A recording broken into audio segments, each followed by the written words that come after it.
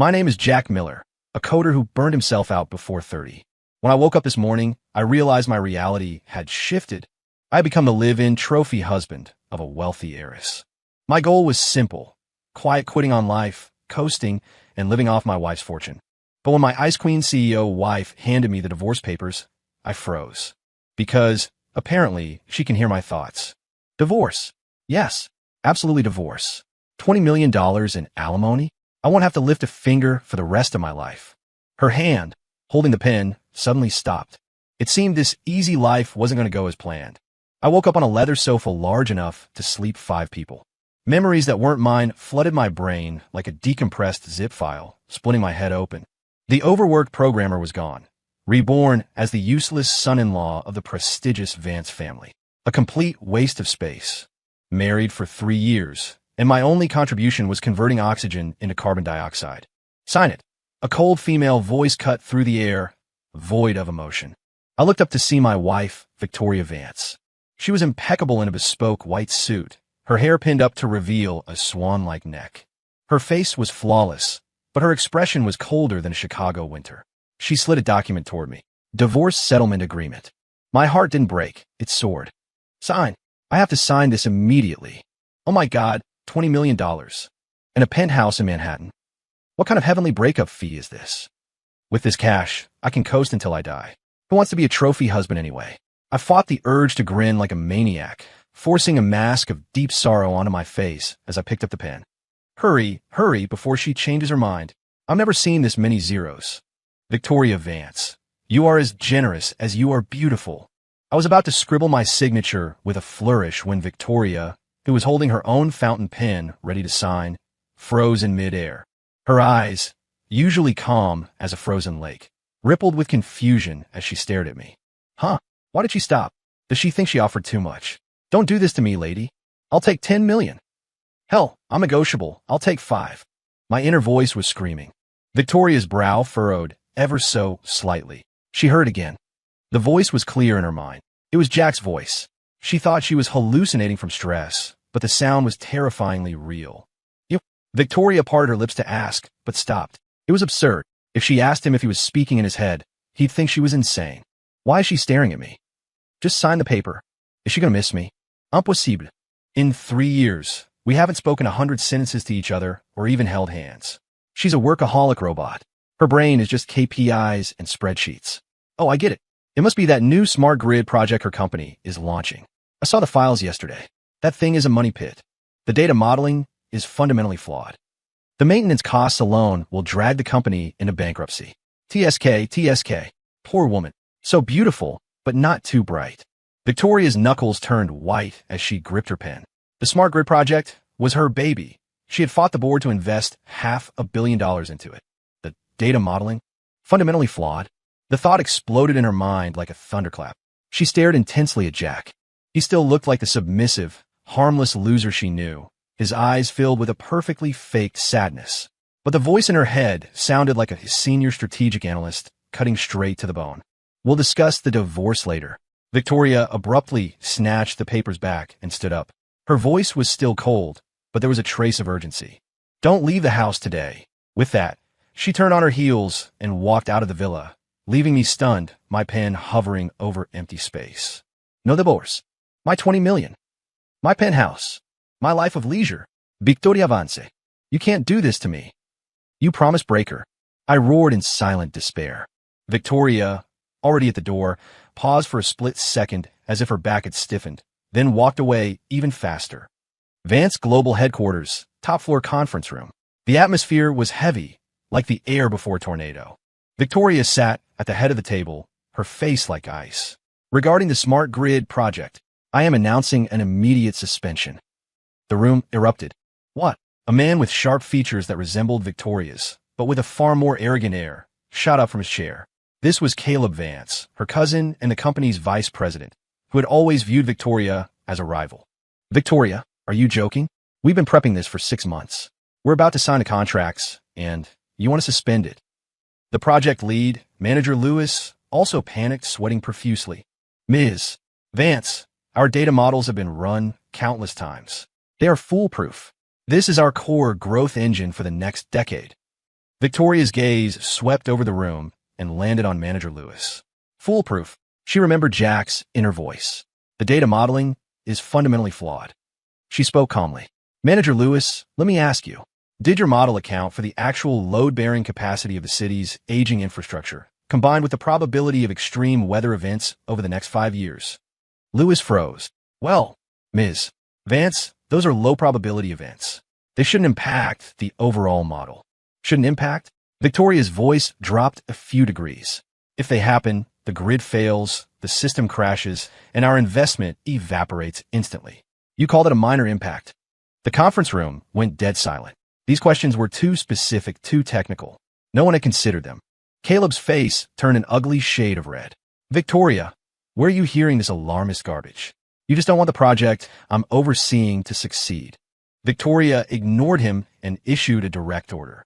Technical department, organize a third-party audit immediately. Stress test the model using the 2 variables I just mentioned. I want results in 3 days. Meeting adjourned.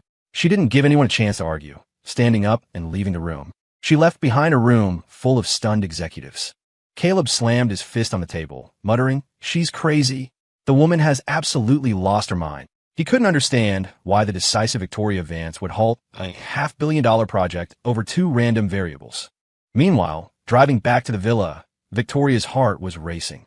She had actually just gambled a massive project on Jack's random mental ramblings. She felt crazy herself, but that voice, it had been so certain. She needed to verify it. If Jack was right, then who exactly was this husband she had considered a waste of space for the last 3 years? I spent an extremely depressing afternoon. Watching $20 million slip through my fingers was a pain worse than coding for 10 hours only to have the computer crash before saving. In the evening, Victoria returned. I immediately slapped on my practiced, humble house husband expression and went to greet her. "Honey, you're back. Tired? So, when are you going to give me my 20 million? Victoria looked at me with complicated eyes.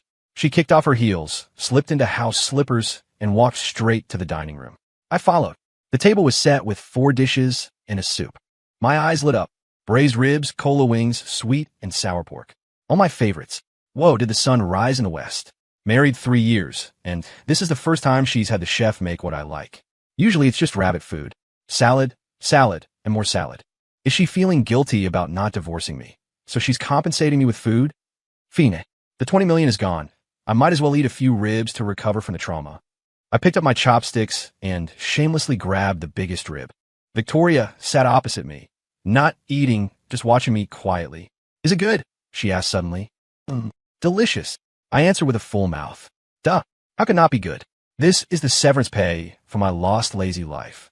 The corner of Victoria's mouth seemed to twitch upward, but it vanished so fast it looked like an illusion. She picked up her chopsticks, but only took a small piece of greens from her own plate. TSK, TSK. Pathetic. Such a gorgeous woman eating like a rabbit every day. No wonder she has no meat on her bones. Hugging her must feel like hugging a bag of antlers. But cough, cough. Victoria, who had just taken a sip of water, choked violently.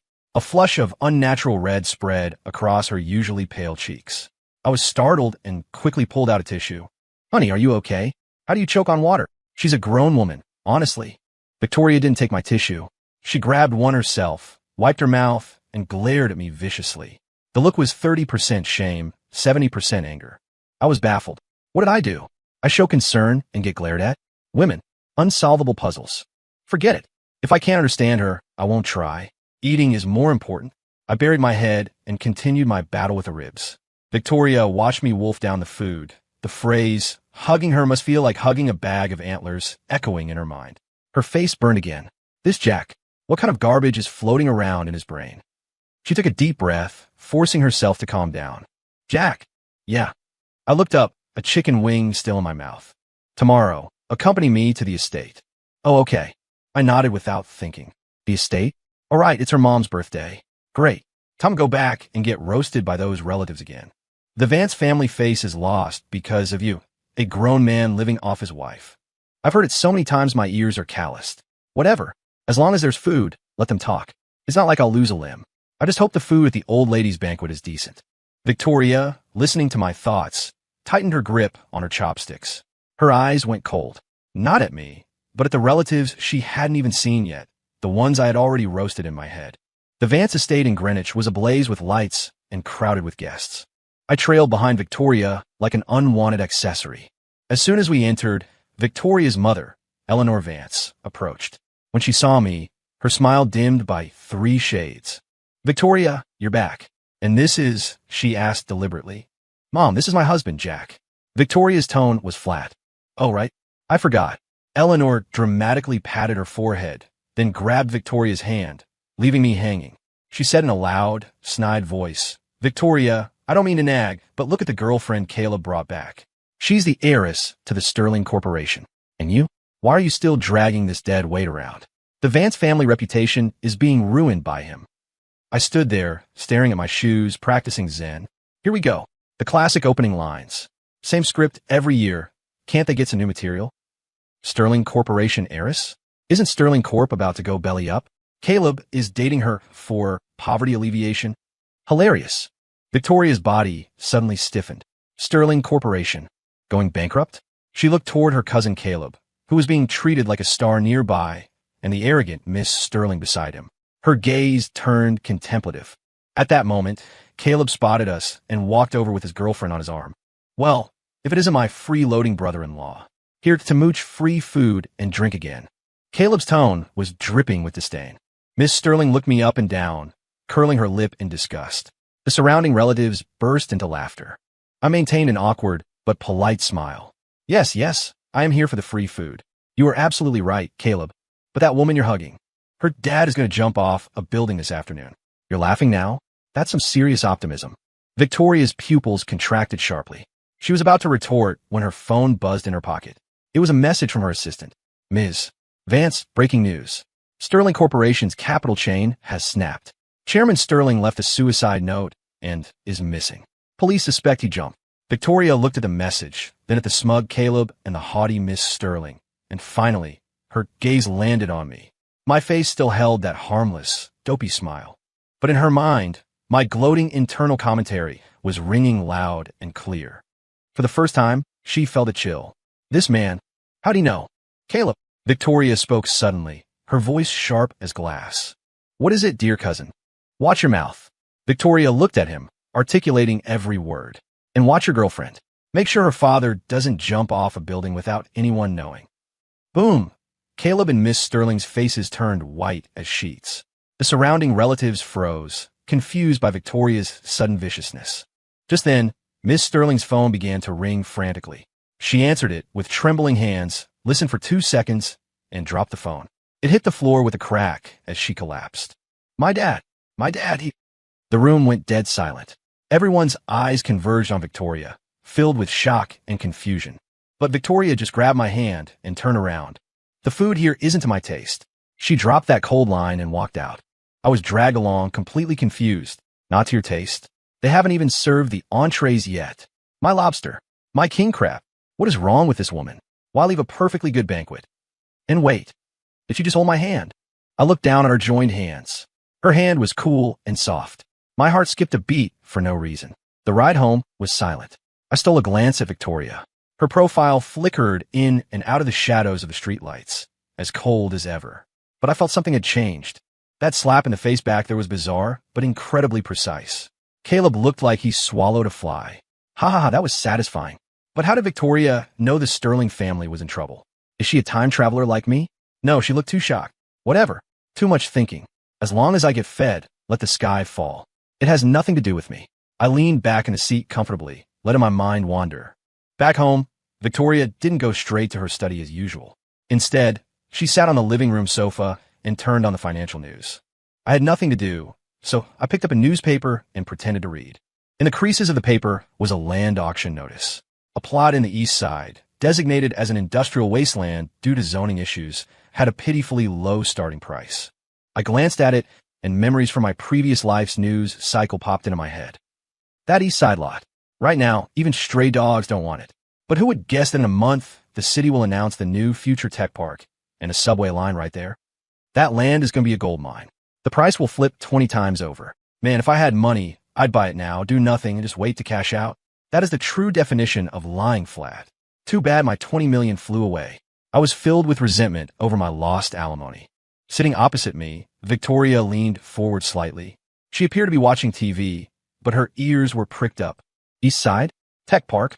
Subway line? 20 times. Her heart pounded. This was information far more crazy and shocking than the smart grid flaw. If it was true, this wasn't just profit. This was an opportunity to change the trajectory of Vance Global for the next decade. She looked at me. I was yawning, looking half asleep, the newspaper slipping from my hands. So sleepy. Full stomach, sleepy brain. Being a waste of space is bliss. Victoria's eyes grew incredibly complicated. She stood up, went to her study, and closed the door. I glanced at the closed door and shrugged. Back to work mode. Boring. Sleep time. I stretched and went to my room to sleep, content. Inside the study, Victoria didn't sleep all night. Spread out before her were all the documents regarding the East Side lot. Everyone said it was garbage. Every analysis report pointed to no value. Should she trust Jack's random thoughts again? Gamble the company's liquidity on an absurd possibility? Her mind flashed back to Jack's innocent face at the banquet, his internal gloating at Caleb, the way his eyes lit up at the ribs. Finally, it settled on his thought. Too bad my 20 million flew away.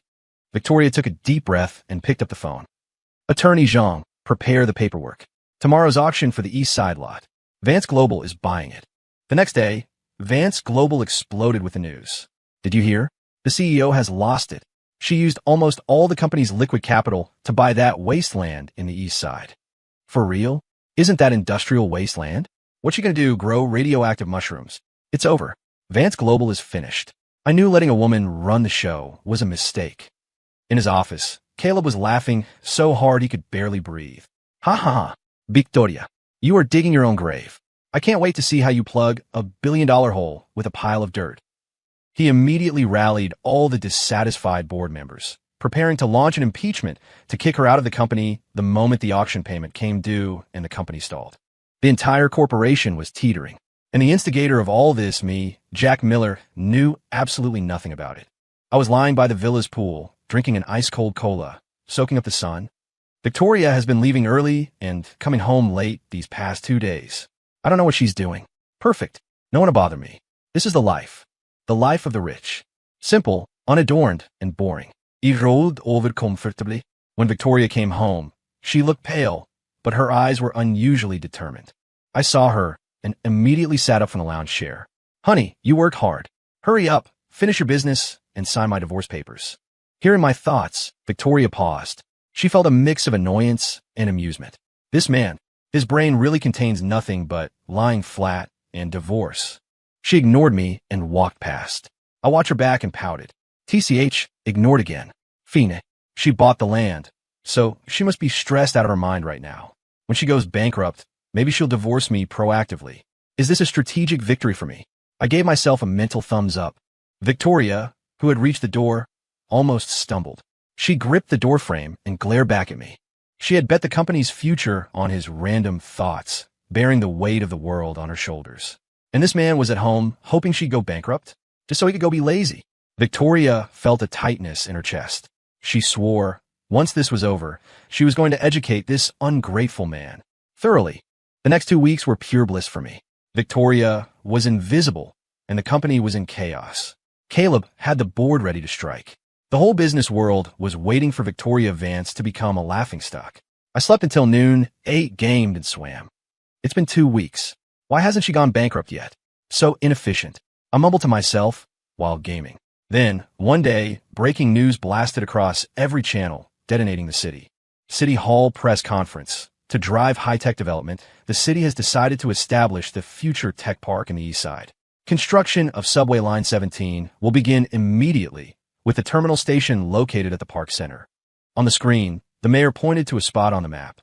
That spot was exactly the wasteland I saw in the paper, the one Victoria bought. Boom! Vance Global went from hell to heaven instantly. It's up. It's up. The land value has flipped 20 times. Oh my God, 20 times. How much is 20 times a few billion? I can't even count that high. Ms. Vance is a god. She's better than Buffett. In the offices, employees who were cursing her yesterday were now worshiping her.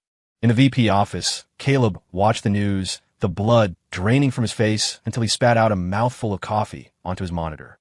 No. Impossible. He trembled, collapsing into his chair. He had lost.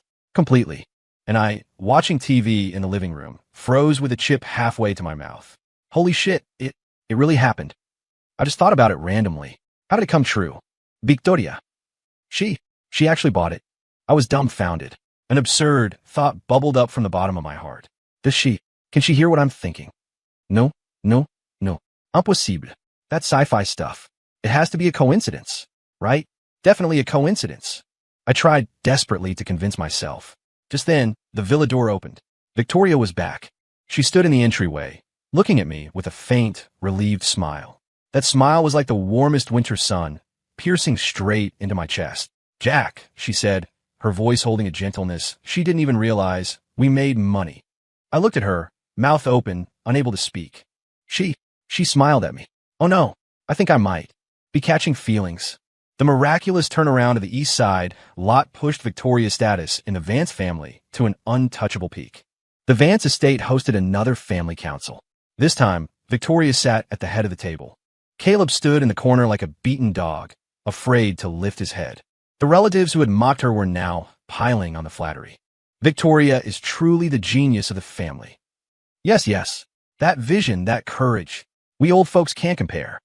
My mother-in-law, Eleanor, was grinning from ear to ear. Unlike her usual self, she grabbed my hand, acting so affectionate, it gave me goosebumps. Oh, my wonderful son-in-law. I knew you were a lucky charm. Victoria, having this success is all thanks to you. I stood there stiffly, laughing awkwardly. Lady, didn't you call me a waste of space a few days ago? That face-changing speed deserves an award. And stop grabbing my hand. Your foundation is rubbing off on my jacket. Eleanor's hand stiffened. Victoria's cool gaze swept over. Mom, just speak. Don't touch him. Eleanor awkwardly let go, but kept smiling.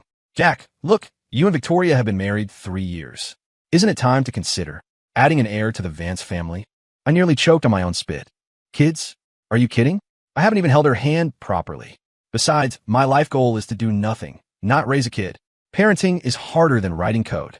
Cough. Victoria coughed violently, 2 blushes flying onto her cheeks. She glared at me, then told her mother, my personal life is not your concern. She stood up and announced the decision regarding Caleb, stripped of all titles, removed from the core group. No one dared to object. After the meeting, Victoria took me home. The whole way, I pondered the question. 1 coincidence, 2 coincidences. What about 3 or 4? The Sterling bankruptcy, she knew. The East Side land, she knew. Her attitude toward my mom changed. Everything happened after I complained about it in my head. Could she really read minds? No, I have to test this. I made up my mind. At the Vance Global Victory Gala, an uninvited guest broke the harmony. It was Julian Thorne, CEO of rival Apex Corp. Thorne was a famous, smiling tiger. He raised his glass and walked straight to Victoria. Congratulations, Victoria. A god-tier move. I admire it. You're too kind, Julian, Victoria responded coolly. Thorne pivoted. But you've been in the spotlight too much lately. Be careful. I heard several of your core technical staff are looking to jump ship to my company. The air around them froze. Poaching staff and announcing it to the boss's face? That was a naked provocation. Victoria's face darkened. I stood nearby, eating pastries, watching with interest. Well, if it isn't Julian the Skinner Thorne. This jerk showed up. Poaching? His own wall is about to collapse. I remember reading the news in my past life. Apex Corp's core tech patents were stolen from a foreign firm. They're about to get hit with a transnational lawsuit. Once that lands, the patents are void and the company implodes. Thorne is so arrogant for a guy standing on a landmine. I was roasting him enthusiastically. Victoria's icy glare, upon hearing my thoughts, instantly melted, turning into a look one gives a lovable idiot. She looked at Thorne, and instead of getting angry, she smiled a deep, meaningful smile. You're joking, Julian, she said. People seek higher ground. I never force anyone to stay. If my employees feel Apex Corp is a better destination, I only wish them well. Thorne paused. The insults he had prepared were jammed in his throat by her unconventional response. He expected rage or fake politeness. He didn't expect magnanimity. It made him uneasy. Good for you, Victoria. You have guts. Thorne laughed dryly and slinked away. I watched the scene confused.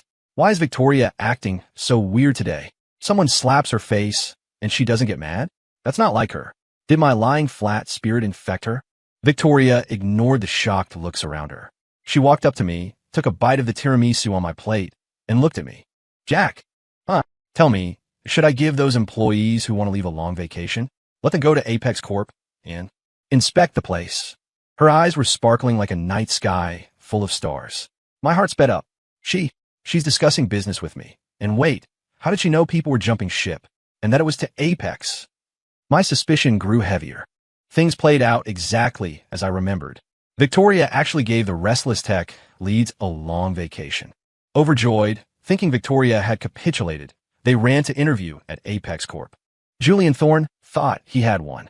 But less than a week later, a lawyer's letter from overseas landed on Apex's desk. Core patent infringement. Massive damages. Apex Corp's stock plummeted. Banks pulled loans. Partners canceled contracts. Overnight, the empire crumbled.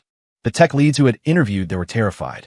They crawled back to Vance Global, begging for forgiveness. Victoria didn't take a single one back. She used a portion of the settlement money from Thorne to hire a top-tier team from abroad. This move stunned the industry. Victoria's reputation soared again, and my suspicion had reached its breaking point. I couldn't lie to myself anymore. There are no such things as this many coincidences. The only explanation was she, Victoria Vance, could actually hear my thoughts. The realization hit me like an ice bucket challenge. Oh God. Oh God. So for 3 years, every time I called her workaholic, made fun of her rabbit diet, and calculated how to split her assets. She heard it all. She knew about my $20 million dream. No wonder she wouldn't divorce me. She was playing me. She was watching me like a clown in a circus. The more I thought, the more humiliated I felt. No, I have to prove this. If she can really read minds, then I'll fight her. Screw the 20 million. A man has his dignity. I decided on a final test. That night, Victoria was in the study. I brought her a glass of milk. Honey, drink some milk. Rest early. I wore my most sincere smile. Here, drink the milk. Now let the show begin. Victoria took the glass, eyeing me with suspicion.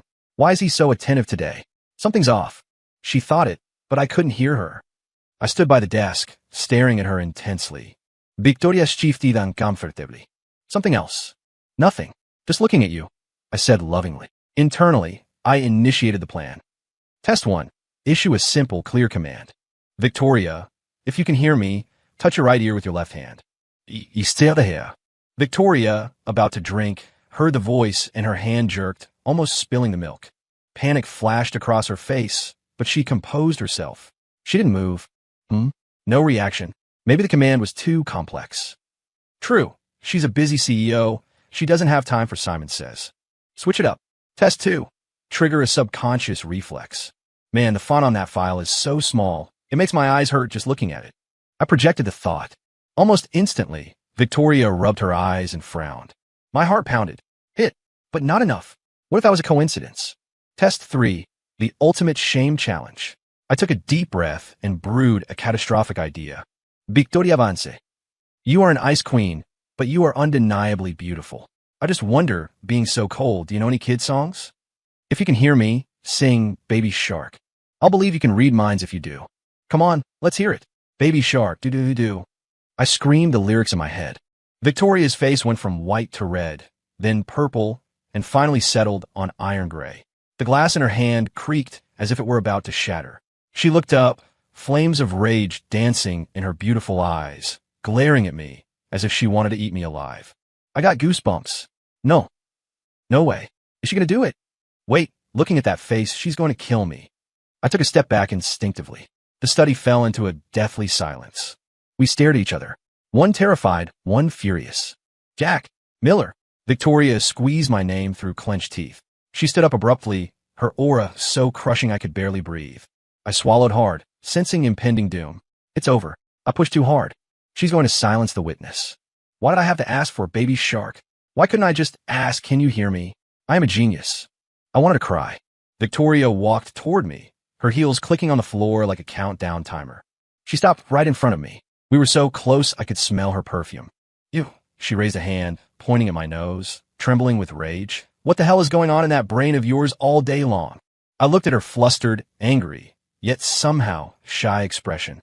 The last shred of doubt vanished. She really could hear it. It was all true. I fell silent. Humiliation, anger, and a strange sense of grievance washed over me. For 3 years, I had been a clown, my mind an open book to her. Why aren't you talking? Aren't you usually very chatty in there? Calling me a workaholic, making fun of my eating, plotting for my money? Why are you mute now?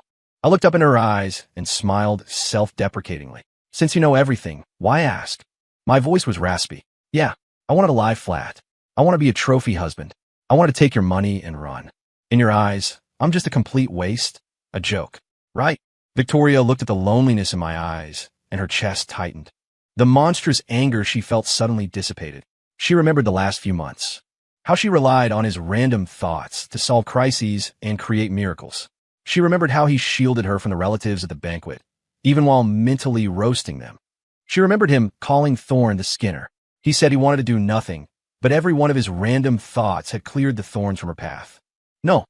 Victoria's voice softened. Jack, you aren't a waste. She looked at me, dead serious. You are my hero. I froze. Hero. Is she so mad she's delusional? Hearing this, Victoria felt a mix of annoyance and laughter.